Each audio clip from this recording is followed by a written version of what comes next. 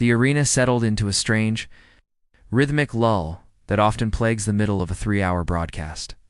A heavy atmosphere where the audience's energy begins to wane under the weight of commercial breaks and predictable finishes. Inside the squared circle, the action was competent, but mechanical. To mid-card talents executing a sequence of holds that the crowd had seen 1,000 times before, there was a palpable sense of routine, a feeling that the night had already peaked and was now coasting toward a safe, televised conclusion. But then, the air in the stadium shifted imperceptibly, not because of a maneuver in the ring or a sudden burst of pyro, but due to a sudden, frantic energy radiating from the timekeeper's area. The production crew, usually invisible ghosts in black headsets, began scrambling with visible panic, their eyes darting toward the entrance ramp with confused urgency. It wasn't the standard chaos of a scripted run-in. This was the disorganized friction of reality crashing into a curated show. The commentary team, usually seamless in their banter, fell into a disjointed silence, their voices trailing off as they pressed their earpieces deeper, listening to a producer screaming instructions that made no sense. The stadium lights didn't cut out dramatically. They simply flickered once, an electrical hiccup that felt less like a special effect and more like a warning. The wrestlers in the ring slowed down, their eyes breaking character to glance at the stage, sensing that the spotlight was being ripped away from them by a gravitational force they couldn't see. The ambient noise of 20,000 people dropped from a steady hum to a confused murmur, a collective realization that the script had just been burned, and the uneasy feeling of anticipation began to claw at the throat of every person in the building. The unwanted arrival. There was no countdown, no explosion of fireworks, and no familiar catchphrase echoing over the PA system to signal a celebration. Instead, a harsh, discordant static tore through the speakers, a sound so abrasive it caused the front row to cover their ears in genuine discomfort. Then came the silence, a total, suffocating vacuum of sound that lasted for 10 agonizing seconds. When she finally walked through the curtain, the reaction wasn't a pop. It was a gasp that sucked the oxygen out of the arena. She wasn't wearing the sequined gear of a superstar, ready to market a new t-shirt. She was dressed in stark, muted street clothes, her hood pulled low, moving with a predatory gait that lacked any desire for fan approval. It was a walk of absolute purpose, stripping away the pageantry to reveal a core of raw, unfiltered hostility. She didn't pose for the cameras or acknowledge the thousands of signs suddenly being lowered in confusion. She marched down the ramp like an executioner arriving at the scaffold. Her eyes locked on the ring with a terrifying intensity that made the camera operators hesitate to get too close. The commentary team remained frozen, failing to deliver their prepared lines because there were no lines for this. One announcer stammered, questioning security, while the other sat in stunned silence, recognizing the magnitude of the bridge that had just been rebuilt, only to be set on fire. The crowd's confusion slowly curdled into a low, rumbling roar of disbelief, a mix of excitement and dread. This wasn't the returning hero coming to save the day. This was the ghost of a bitter past, returning to haunt the present. The atmosphere was heavy, not with joy, but with the threat of imminent, unscripted violence. The Ring of Fire. Sliding under the bottom rope, she stood up, and the ring instantly felt too small for anyone else to occupy. The two wrestlers who had been competing moments ago backed away slowly, their match forgotten, reduced to spectators in their own domain. She didn't need a microphone to command the space. Her presence alone was a weapon, pushing the air out of the lungs of the champion standing at ringside.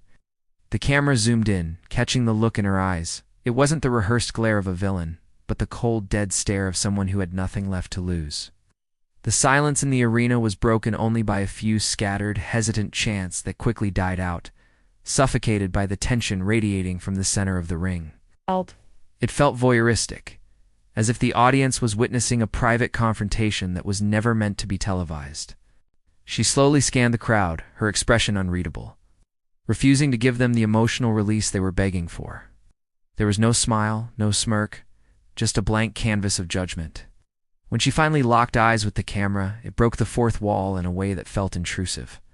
The current champion, clutching their title belt, looked legitimately rattled, their knuckles turning white as they gripped the leather. This wasn't about championships or storylines anymore. It was about territory and respect.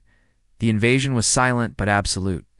The referees outside the ring waved for help that wasn't coming, paralyzed by the sheer gravity of the moment. It was the most uncomfortable minute of television the company had produced in a decade, a masterclass in tension where the threat of what might happen was infinitely more terrifying than any physical strike.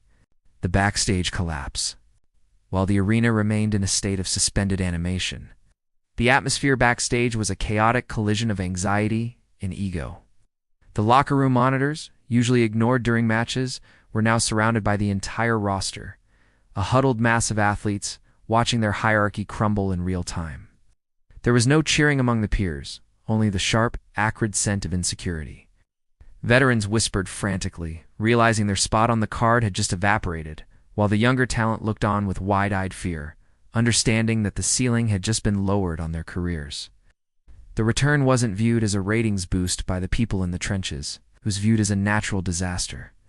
Agents and producers scrambled through the hallways with phones pressed to their ears, their faces pale, trying to rewrite months of booking on the fly, frantic to salvage logic from the wreckage. Social media had already bypassed the broadcast delay, becoming a wildfire of speculation and rumor. The carefully curated narrative the company had spent a year building was dismantled in seconds by a single trending topic.